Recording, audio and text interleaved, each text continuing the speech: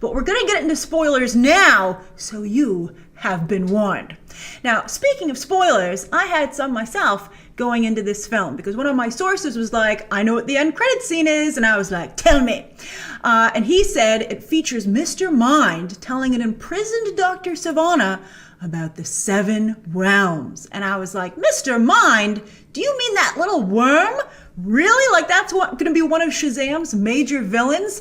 That seems like a tough sell to casual moviegoers who aren't into the comics. You know, it seems maybe a little too comic booky. Heck, it seemed a little too comic booky, well, a step too far, you know, like the negative connotations of comics to even myself. And I love comics. But since I knew the little guy was going to show up at the end, I had my eyes peeled for him while I was watching the movie. And sure enough, he briefly shows up during the film itself when young Dr. Savannah, well, he wasn't a doctor at that point, when young Savannah first visits the Rock of Eternity in this little glass prison. And then later in the film, you see that same shattered glass prison now empty. And then at the very end of the movie, again in the end credits scene, Mr. Mind finally fully reveals himself. And you know what? It actually frickin' works. Largely due to the creepy voice he has coming out of the communicator. He wears a little like voice box around his neck so that people can hear him. Because again, he's a worm. And you know, the movie itself, as I've said in my non-spoiler review, has like a Gremlins vibe to it. So again, that also kind of makes it work. I don't know if I want to see him crawl into people's ears though, although that was awfully memorable in The Wrath of Khan. So maybe. Anyway, in the end credit scene, Mr. Mind tells Dr. Savannah again of the 7 realms, which Geoff Johns has just introduced in the comics, like in the past few months, which I find absolutely incredible. Because I've never seen a comic book movie so closely tied, not just in the comics it's based on, but to what's happening in those comics, like as we read instead of as we speak. Like seriously, they're only on issue 4. And also an end credit scene that so specifically sets up the direction of a sequel. I don't know if they can afford this, as you're about to see, but it's very ambitious. I hope Shazam makes a heck of a lot of money. I don't know. I mean, it would have to make like Aquaman money to warrant this kind of expense. So what am I talking about? What is this direction? Well, in the new Shazam comics, which again I said is only on issue 4, so you can catch up really easily, Billy and the gang discover an abandoned train station that was hidden adjacent to the Rock of Eternity, which I felt was very well established in the movie, The Rock of Eternity. Although I didn't really feel like a train station would be off of it, but don't worry, I have a way to fix this. Well, I wouldn't say fix, but to adjust. So anyway, at this train station, there are trains headed to the Fun Lands, which is basically Willy Wonka, the Game Lands, which is basically Ready Player One, the Wild Lands, which is basically Zootopia. And that's another concern I have. Like right now, Shazam, I think, is pretty unique as a movie, and so this might end up seeming a little derivative. And also, since it's new, it's brand new to anybody who reads the comics. You don't have that like, oh, well, you know, like that's how the comics are, so it justifies going in this direction. It's like, you just literally started this idea, so maybe nobody thinks it's going to work. I'm reading the comic, and I think so far it's pretty good. I really like Dale Eaglesman's artwork. That's really helping sell it. All right, so, and maybe if these are well enough designed in the film, that would also help sell it. So then there's also these other lands that have yet to be introduced in the comic, but we just know their names.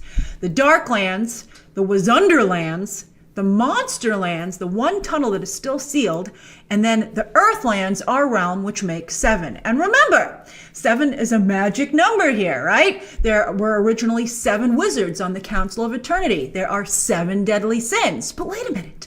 There's only 6 when it comes to Billy and his foster brothers and sisters, right? Well, we'll get to that in a moment. Although you might already know where I'm headed. But Black Adam does not show up in the movie at all. All right, just for those of you who are watching this who haven't seen the film yet. Oh, you cheaters. Okay, but anyway, but first, it's important to point out that in Geoff Johns' new comic, it said that Mr. Mind, he's had a lot of different origins throughout the years, but now Geoff Johns is making him hail from the Monsterlands. And it said that he led an invasion, Napoleon style, get it? Because he's so tiny, and also spent time in prison. But he led an invasion of the other realms and was defeated, and that's why the Monsterlands remain sealed. Although Mr. Mind is, I think, on the loose. Did he show up in the comic? It's all over the place a little bit, but he was on the cover of one, so yeah, he's around. Yeah, he's in Savannah's ear.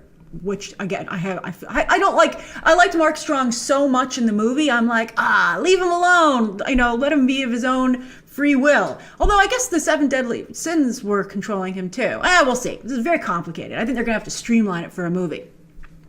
Now, Billy and the gang head off to discover these worlds, and sure enough, get into trouble pretty darn quickly, and are actually split up between the fun lands, the game lands, where of course Eugene goes, and the wild lands.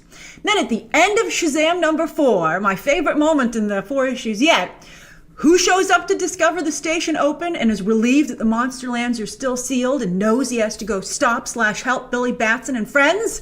Mr. Black Adam, who looks awfully Dwayne Johnson-y in the artwork. And with him, that would make 7 heroes wielding the power of Shazam. Will Black Adam be a hero? I think because The Rock is playing him, a bad boy hero seems about right. One who's experienced and can teach Billy and company everything they need to know about their new powers and responsibilities. Now, Black Adam isn't a kid like everyone else, and he's always in Shazam mode. Although the movie could make changes here. Like, for instance, maybe he doesn't want to turn back into his kid form for a reason, right? Or maybe he's had these powers for so long, his alter ego has already grown up. What's that experience like? There are a lot of interesting possibilities to potentially explore here. And again, one of my favorite things about the Shazam movie was how well it was written. So I trust this team. Hopefully they remain. I don't like it when they switch things up for a sequel. I'm like, it was working so well. Why would you change it? I'm looking at you, Wonder Woman. But anyway, I have faith in this team to adapt this story.